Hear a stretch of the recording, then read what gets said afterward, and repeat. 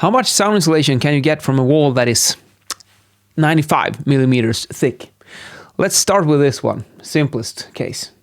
So we got a timber frame here, and it's where is it? There's the bottom.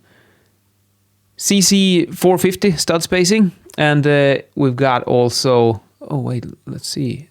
We could perhaps move this one a little bit so we get a bit more visibility. Yeah, that's better. 450 cc, 70 millimeters studs, and a layer of gypsum on each side. So you've got like here RW34. So let's say our constraint is 95 millimeters. We cannot go thicker than that. What can we do? Well, we could add some mineral wool for starters. Here, 36. Let's fill it. 37. Actually, the big difference is when you go from no wool to a little bit of wool, and then the bang for the buck is reduced the more you fill it up. But let's say we're gonna create the best possible wall here. So 95 millimeters wool, wooden studs. Well, if you really want to have wooden studs, then this is pretty much as far as you can go. You can, however, go for somewhat heavier boards. We've got one here in the model that is called Ultra Board, and there's a similar one from Gyproc. It's not here in the model, but it's called Habito, but you couldn't go for Ultra Board. It's pretty similar. I think Gyproc has one called Studio as well, which might be even slightly heavier. So this is like super heavy gypsum. So let's replace both of them with that. 39. Yeah, we could perhaps do some magic here with the studs as well. If we go for a wider stud spacing, CC 600, we get a little bit more. And then, well, if you really want to have your, if you really need to get the sound insulation as high as possible, unfortunately, you cannot use the timber studs. You have to go for steel studs. You see, we got up to 45. And then there's also this, there it is, acoustic steel stud. Bam. You can see it's a bit more, like a bit more springy, a bit soft. So now we've got Ultra Board, super heavy gypsum on each side. We got an acoustic stud, and we put mineral wool in the whole cavity. And yeah, that's it. And that's physics for you. You can't really go much further now than what we already have here. But if you can spend a little more thickness on the wall, you could perhaps add extra layers of gypsum. So you go with dual layers instead, and that will bring you some more. But what I didn't remember now. Where did we start? Let's say here this is the best wall, and now let's go back to the to the one we started with.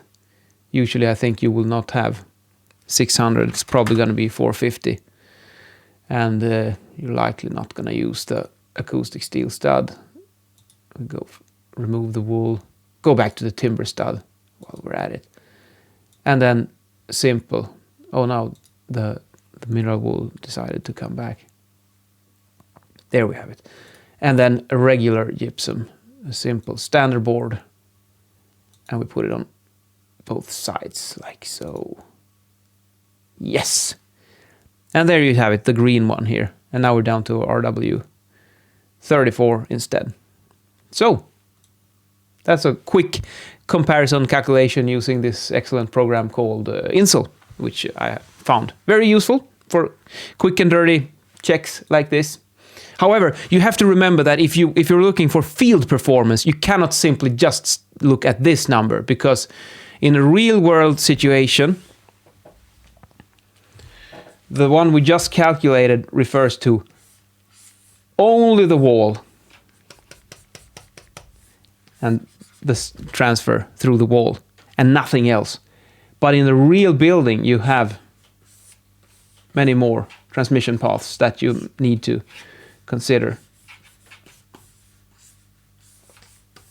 You will have flanking transmission on the adjacent walls. You will have flanking transmission through the ceiling, and you will have it through the floor. So here you have 4 transmission paths straight away, but you're also going to have like pass-throughs through the wall with electrical installations, ventilation, stuff like that. So there's a lot of other topics that you need to consider. And that means that if you really want to have, let's say, 35 decibels in the field, you probably need to aim for a wall that is more than that to compensate for all these additional paths as well. So don't forget that.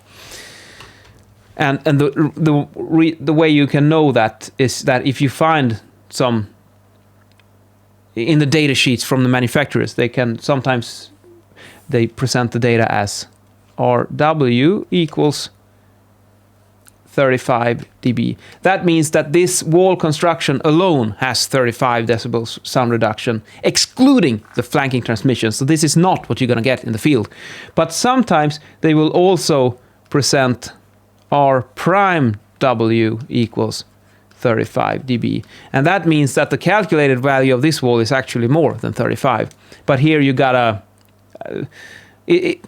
of course, it's impossible for a manufacturer to know how your flanking constructions behave, because every project is unique.